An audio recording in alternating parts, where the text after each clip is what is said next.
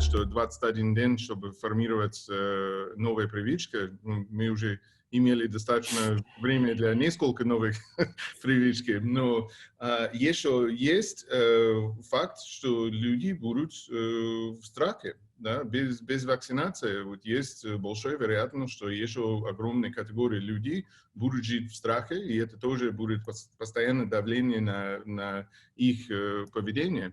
Тогда есть бизнесы, которые реально, наверное, никогда не вернутся к той модели, которая была. Ну, здесь, мне кажется, вы знаете, я недавно услышал очень хорошую фразу гарвардского профессора, которая сказала, что мы не в бизнесе оракулства, да, мы не предсказываем будущее. И это, мне кажется, наверное, это бессмысленно. Но, с другой стороны, если там, вы управляете бизнесом, вы не можете не иметь какой-то картинки. Да? То есть вы должны, если хотите, сделать какие-то свои ставки. Поэтому сейчас, мне кажется, максимально выигрывают наиболее гибкие бизнесы, которые способны быстро перестраиваться. Это раз. Второе, реальность требует большого количества сценариев. Да, и будущее, оно такое многовариантное. И вот, мне кажется, в такого рода ситуации, если говорить про большую компанию, да, проявляется прочность ее отношений с поставщиками, с клиентами, да, то есть со всей экосистемой, можно сказать, компаний, которые обеспечивают ее процветание и успех. И большая нагрузка ложится на бизнес-подразделения и финансовую службу именно для прогнозирования возможных сценариев будущего. Поэтому, но одно, наверное, можно сказать наверняка, действительно, мир меняется, нам приходится меняться вместе с ним. При этом, мне кажется, люди стали гораздо больше задумываться о том, а какую пользу приносит им непосредственно тот бренд, да, или та компания, с которой они взаимодействуют, которой они отдают свои деньги. И бизнес-модели, которые были построены на восприятии пользы, чем на конкретной пользе, например, мне кажется, безусловно, будут под большим ударом. Да? То есть я для себя подобный вижу, возможно, например, фитнес-индустрия, которая, безусловно, как модель предполагала и имела большое количество клиентов, которые платили за абонементы, да, но очень редко туда приходили. Да. И это не единственная модель, где есть такая подписка, да, где люди платят подписку и не до конца пользуются.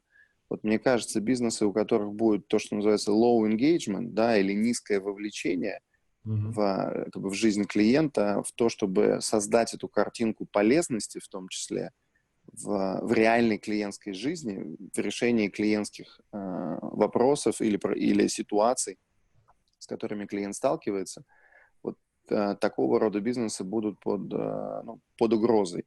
И для них сейчас, мне кажется, идеальное время для того, чтобы задуматься о том, хорошо, что мы можем добавить в наше ценностное предложение для клиента, для того, чтобы стать действительно клиентоориентированными, для того, чтобы действительно приносить ту самую пользу, да, быть клиенту полезным, при этом, безусловно, оставаясь относительно доступными по цене.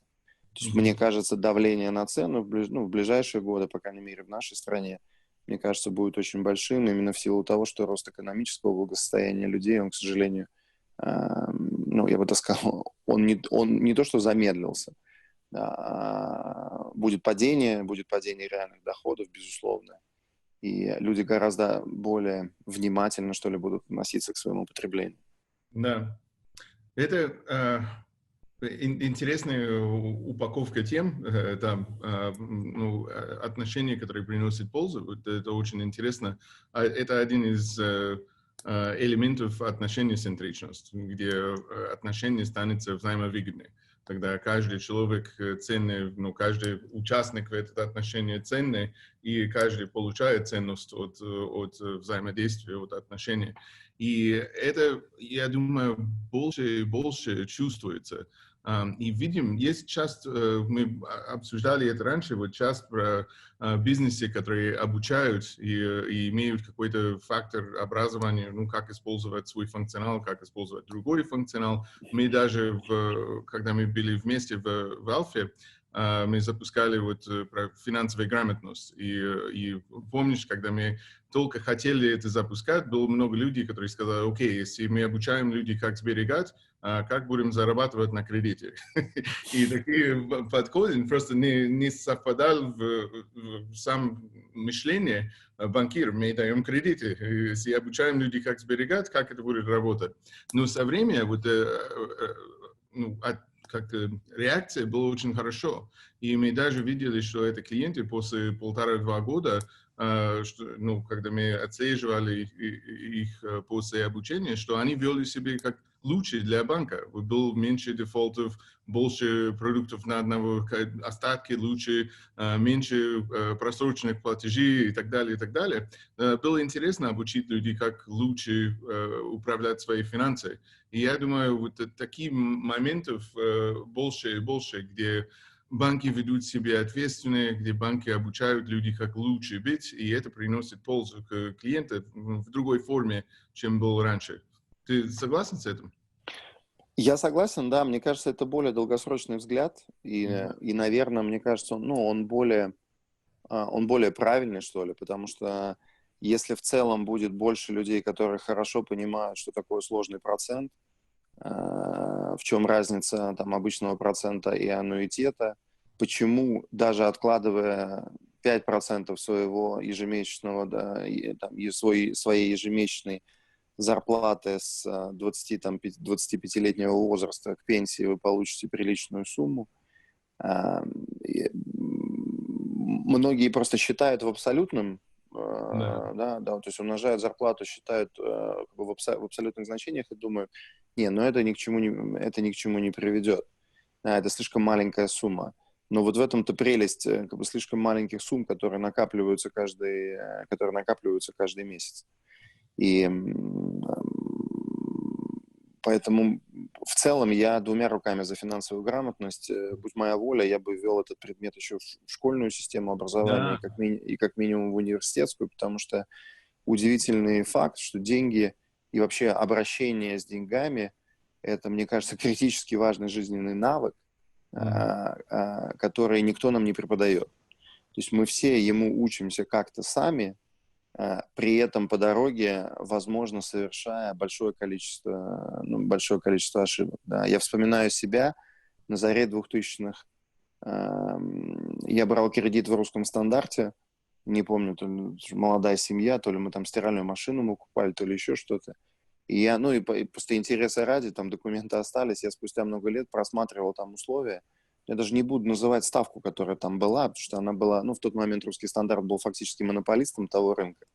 Да, и при этом это было очень грамотно упаковано с точки зрения маркетинга, когда у клиента, не создается ощущение, что он платит такую ставку действительно. И я не думал процентными ставками тогда, да, а думал исключительно абсолютными деньгами. А если задуматься, да, кто-то тебе говорит: ты возьмешь сегодня 10 тысяч, условно говоря, рублей, через месяц вернешь 15. Ты думаешь: это ж просто, я всего 5 тысяч взял, 5000. да, что называется, подумаешь. А 5 тысяч за месяц, если пересчитать это в процентную ставку, да, но она будет астрономической. Поэтому, безусловно, весь рынок и вся индустрия прошла большой путь с тех пор. Но мне кажется, еще нам точно есть куда расти, и в этом плане банки, может быть, даже объединяясь, могут способствовать тому, что такой предмет действительно появится. Может быть, для начала хотя бы по выбору, но если представить себе, что школьникам подобный предмет предложат, было бы очень интересно посмотреть на тот процент детей или подростков, которые согласятся взять его, да, и которые согласятся его пройти. Потому что я помню, что когда мы запускали это в Альфе несколько лет назад, через только офлайновые курсы мы делали в нескольких десятках городов, через него прошли тысячи людей, и я не говорю уже о десятках тысяч людей, которые участвовали в онлайне тогда и спустя. И, безусловно, мы читали очень большое количество именно позитивных отзывов. Хотя, казалось бы, материал, который мы готовили тогда, нам казался очень простым и очень-очень базовым. А для людей он был действительно, можно сказать, где-то откровением, да, но безусловно, несущим пользу.